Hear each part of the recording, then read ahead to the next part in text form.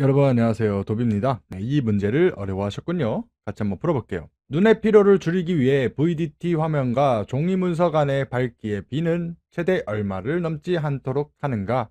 그냥 외우시면 됩니다. 1대 10이죠. 그 정답은 3번입니다.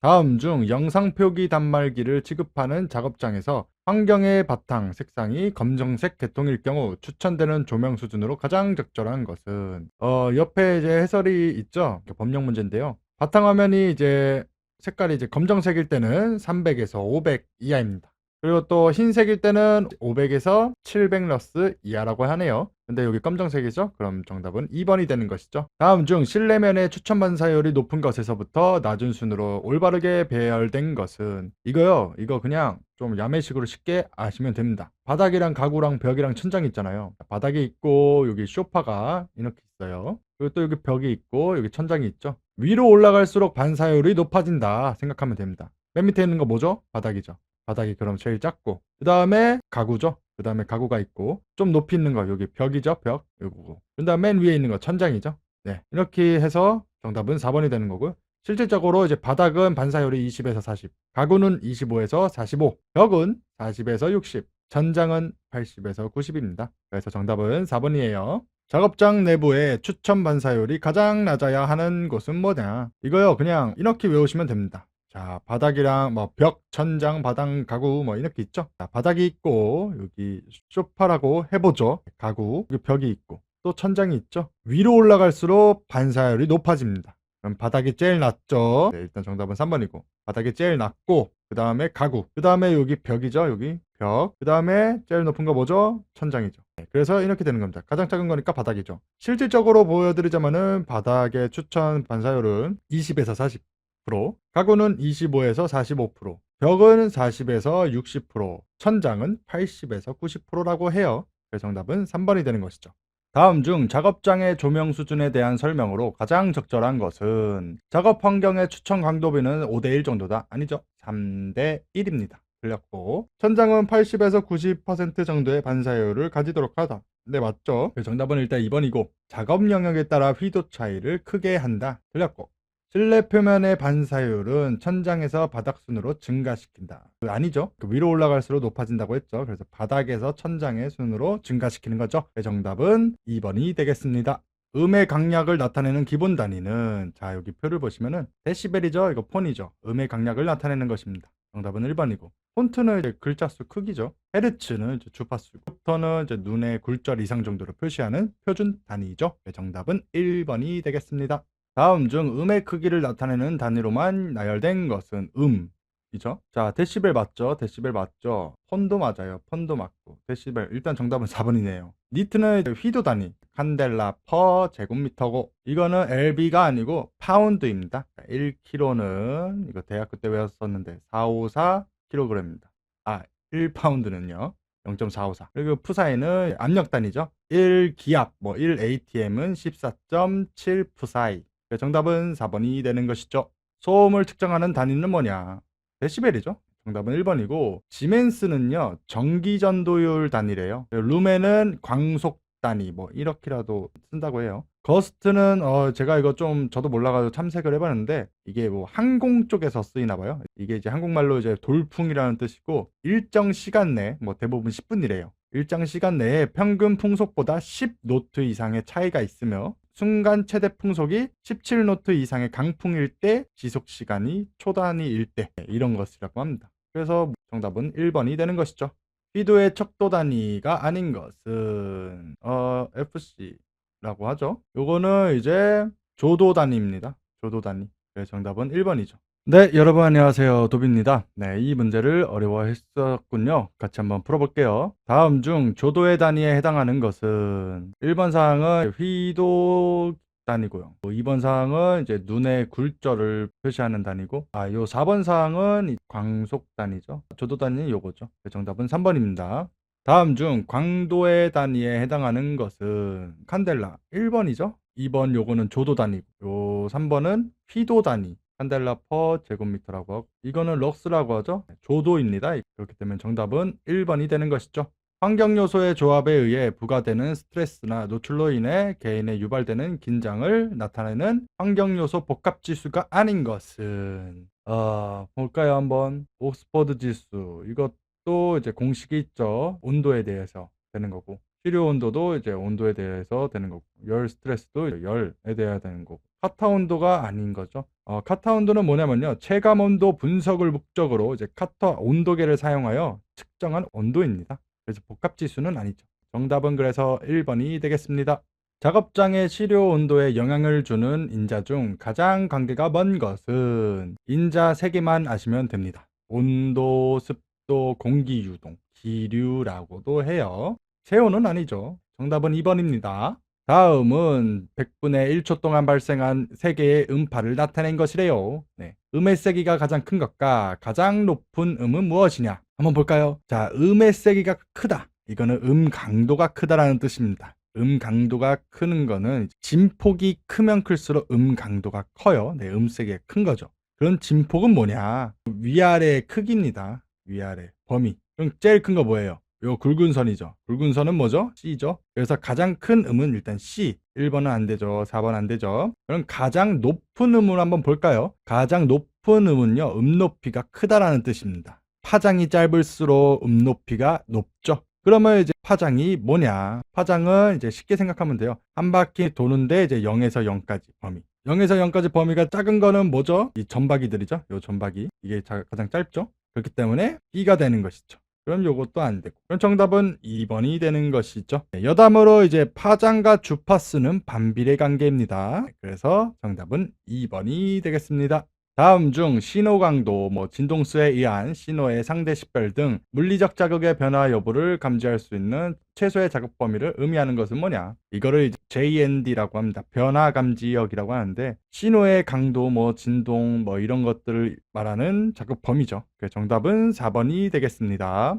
청각 신호의 위치를 식별할 때 사용하는 척도는 일단 정답은 마마입니다. 마마. 네, 영어 뜻은 이렇고요. 소리가 발생한 위치의 변경을 감지하기 위한 인계가시죠. 그래서 1500Hz 부분에서 가장 낮다고 해요. 그래서 정답 3번이고, 저는 이 마마를 볼 때마다 보헤미안 랩소디 노래가 계속 떠오르더라고요. 아무튼 정답은 3번이었습니다. 다음 중 절대적으로 식별 가능한 청각 차원의 수준의 수가 가장 적은 수는 이거는 그냥 외우시면 될 것 같아요. 음의 방향이 제일 적다. 네, 그래서 정답은 4번입니다. 다음 중 한 자극 차원에서의 절대 식별수에 있어 순음의 경우 평균 식별수는 어느 정도 되는가?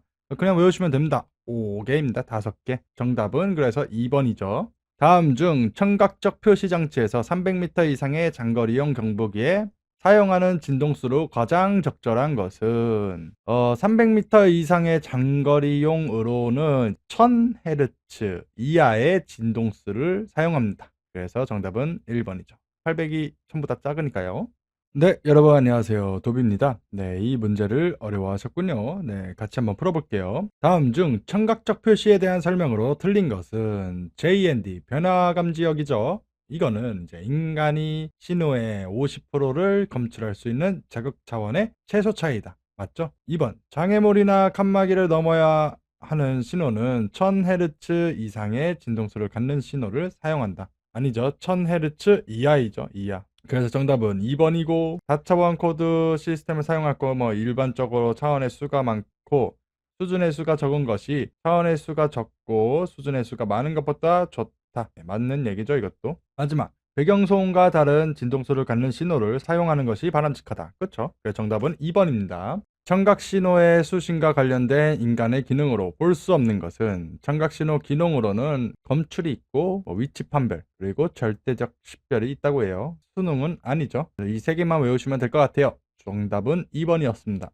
다음 중 역치의 설명으로 가장 적절한 것은, 역치는 그냥 이제 어떤 거를 반응시키기 위한 최소의 단위, 최소의 양이죠. 표시장치의 설계와 역체는 아무런 관계가 없다. 아니죠. 관계가 있죠. 에너지 양이 증가할수록 차의 역치는 감소한다. 아니죠. 증가한다죠. 틀렸고, 역치는 감각에 필요한 최소량의 에너지를 말한다. 그쵸? 아까 말했던 그 정답은 3번입니다. 4번, 표시장치를 설계할 때는 신호의 강도를 역치 이하로 설계해야 된다. 아니죠. 이상으로 해야죠. 그래야 이제 반응을 하겠죠. 정답은 3번이었어요.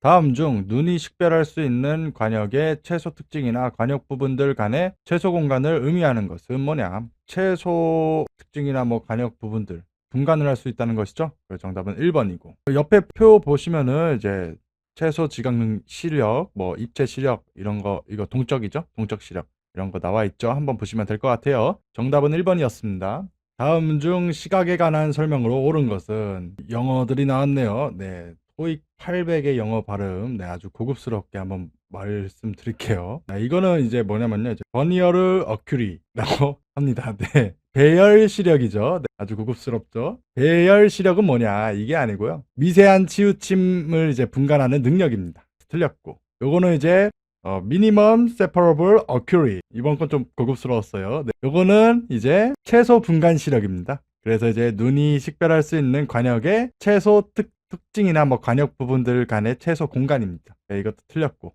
3번은 스테레오스코픽 어큐리죠. 네. 네, 이거는 입체 시력에 대한 얘기입니다. 거리가 있는 한 물체의 상이 두 눈의 망막에 맺힐 때 그 상의 차이를 구별하는 능력이죠. 네, 일단 정답은 3번이고. 네, 마지막 이거는 이제 미니멈 퍼셉티블 어큐리라고 합니다. 이거는 이제 최소 지각 시력이죠. 그래서 이게 아니고 배경으로부터 한 점을 분간하는 능력입니다. 그래서 정답 3번이었습니다. 다음 중 초음파의 기준이 되는 주파수로 옳은 것은, 자, 우리 가청 주파수, 그러니까 인간이 들을 수 있는, 가능할까? 뭐 들을 청, 가청 주파수는 인간이 들을 수 있는 거는 20에서 2만 헤르츠입니다. 그러면 이제 2만 헤르츠 넘으면은 초음파가 되는 것이죠. 네, 돌고래들. 정답은 4번이 되는 것이죠. 작업자가 소음 작업 환경에 장기간 노출되어 소음성 난청이 발병하였다면 일반적으로 청력 손실이 가장 크게 일어나는 주파수는 뭐냐? 이거를 이제 소음성 난청 중에서 이제 4000Hz에서 청력이 감소되는 감각신경성 난청 현상인 C5DB랑 연관이 있는 거죠. 정답은 3번입니다. 시력 손상에 가장 크게 영향을 미치는 전신 진동의 주파수는 뭐냐? 이거는 그냥 외우시면 됩니다. 10에서 25Hz에서 시력 손상이 가장 크게 영향을 끼치게 되는 거죠. 정답은 3번입니다. 반복적 노출에 따라 민감성이 가장 쉽게 떨어지는 표시 장치는 뭐냐? 그러니까 빨리 적응하는 거죠. 이거는 일단 후각입니다. 후각이 이제 가장 민감도가 떨어지면 적응이 빠릅니다. 그래서 이제 정답은 4번이죠. 빠르게 공부하실 분은 이제 여기서 끊으셔도 되는데, 여담으로 오이 싫어하는 사람들 있잖아요. 저도 오이를 싫어하거든요. 엄청나게. 근데 오이를 싫어하는 이유가 식감도 그렇지만 후각이 냄새가 전 싫더라고요. 근데 알고 보니까 오이를 싫어하는 사람이 후각이 되게 예민하대요. 그래서 그런 것 같더라고요. 저도 이렇게 무슨 이상한 냄새 나거나, 특히 이제 사람들 얘기할 때 입냄새 같은 거 있잖아요. 저는 그게 좀 예민하게 좀 반응이 되는데, 다른 사람들은 이제 안 난다고 하더라고요. 저 친구 안 난다고. 네, 무튼 오이 싫어하는 사람이 후각이 이제 남들보다 엄청나게 예민하다고 하네요. 정답은 4번이었어요. 후각적 표시 장치에 대한 설명으로 틀린 것은 냄새 확산을 통제하기 힘들다. 그쵸? 네, 이거는 뭐 기체들이니까 뿜어져 나가죠. 코가 막히면 민감도가 떨어진다. 그쵸? 냄새 잘 못 맡죠. 복잡한 정보를 전달하는데 유용하다. 후각적 표시 장치에 뭐 복잡한 정보를 전달할 게 있나요? 그리고 있다고 해도 뭐 그렇게 유용하지 않죠. 정답은 3번이고, 4번은 당연히 이제 개인차가 있는 거죠. 그래서 정답은 3번입니다. 여러분 안녕하세요, 도비입니다. 이 문제를 어려워하셨군요. 같이 한번 풀어볼게요. 사람의 감각기관 중 반응 속도가 가장 느린 것은 뭐냐? 여기 해설을 보시면은 청각이 제일 빠르죠. 그다음 촉각, 시각, 그다음 미각이죠. 여기서 이제 미각이 제일 느린 거죠. 그래서 정답은 3번입니다. 인간의 반응 체계에서 이미 시작된 반응을 수정하지 못하는 저항 시간은 뭐냐? 이거 그냥 외우시면 될 것 같아요. 0.5초입니다. 정답은 2번이에요. 다음 중 소음의 크기에 대한 설명으로 틀린 것은, 저주파음은 고주파음만큼 크게 들리지 않는다. 그쵸? 이거랑 네, 다르죠. 사람의 귀는 모든 주파수의 음에 동일하게 반응한다. 아니죠. 나이가 들면 들수록 주파수 듣는 영역이 좁아지죠. 틀렸고. 정답은 2번이죠. 3번, 크기가 같아지려면 저주파음은 고주파음보다 강해야 된다. 그쵸? 일반적으로 낮은 주파수에 덜 민감하고 높은 주파수에 더 민감하다. 그쵸? 안녕하세요 이거랑 안녕하세요 이거랑 안녕하세요 이게 더 민감하게 반응하죠, 사람들이. 정답은 2번이었습니다. 물리적 인자의 분류 기준에 있어서 소음은 소음성 난청을 유발할 수 있는 몇 데시벨 이상의 시끄러운 소리로 규정하고 있냐. 법령에서는 이렇게 규정하고 있습니다. 소음 작업이란 하루에 8시간 작업을 기준으로 85데시벨의 이상의 소음이 발생하는 작업을 말합니다. 그래서 정답은 2번이 되는 것이죠. 다음 중 소음에 대한 정의로 가장 적절한 것은, 소음은요 이제 듣기 싫은 소리죠. 그러니까 원치 않은 것이죠. 정답은 2번입니다.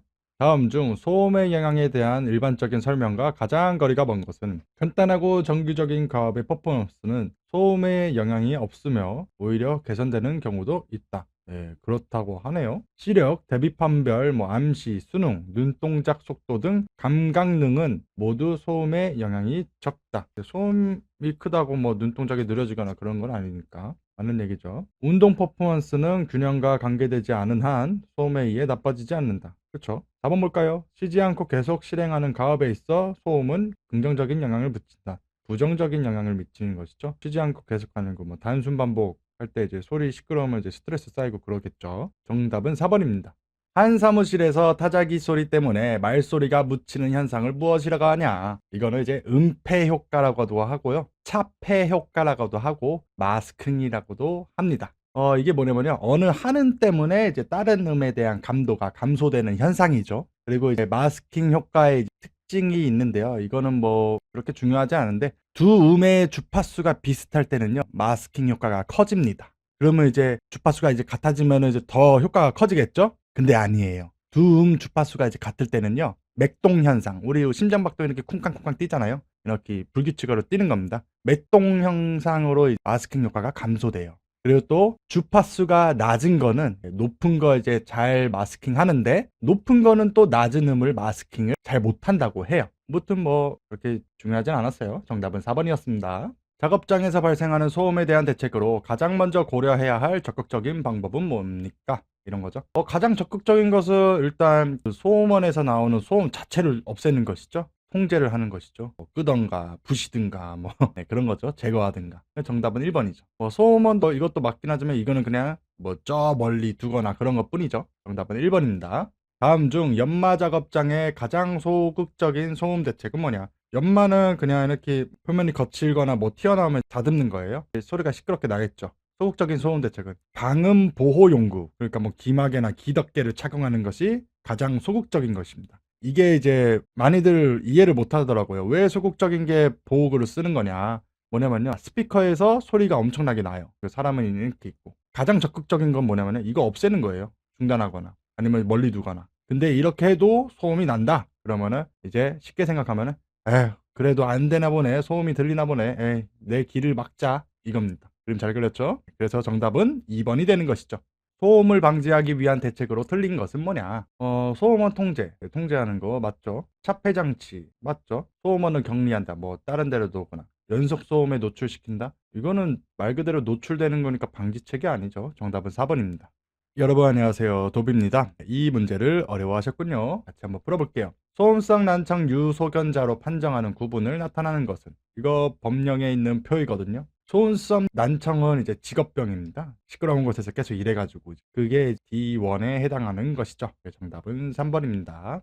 위험 조정을 위해 필요한 기술은 조직 형태에 따라 다양하며 4가지로 분류했을 때 이에 속하지 않는 것은, 위험물이 있어요. 폭탄이라 해보죠. 쉽게 폭탄을 이제 전가시킨다, 어디로 옮긴다, 폭탄을 보류시킨다, 여기에 냅둔다, 그리고 또 폭탄을 계속 둔다. 이것도 비슷한 말이긴 하지만 요거는 이제 안전하게 하는 것이죠. 계속하는 거는 없습니다, 애초에. 그리고 감축한다, 이거를 좀 약하게 하거나, 아니면 이제 마지막 회피가 있습니다. 피하는 거예요, 우리가. 정답은 3번입니다. 결론적으로 이제 위험 조정 방법에는 위험 전가, 그리고 위험 보류, 그리고 위험 감축, 그리고 위험 회피가 있죠. 그래서 앞글자만 따가지고 이제 전보 감회 이렇게 외우셔도 될 것 같아요. 3번이었습니다. 다음 중 보험으로 위험 조정을 하는 방법을 무엇이라 하는가? 우리는 뭐가 있었죠? 위험 조정 방법에는 전보 감회, 전가가 있고 보류가 있고 감축이 있고 회피가 있죠. 네, 위험을 통해서 보험 들었어 이런 거니까 이제 전가시키는 것이죠. 정답은 1번입니다. 다음 중 위험을 통제하는 데 있어 취해야 할 첫 번째 조사는, 한번 보면은 이제 작업원을 선발하여 훈련한다. 일단 키핑 해보죠. 덮개나 격리 등으로 위험을 방어한다.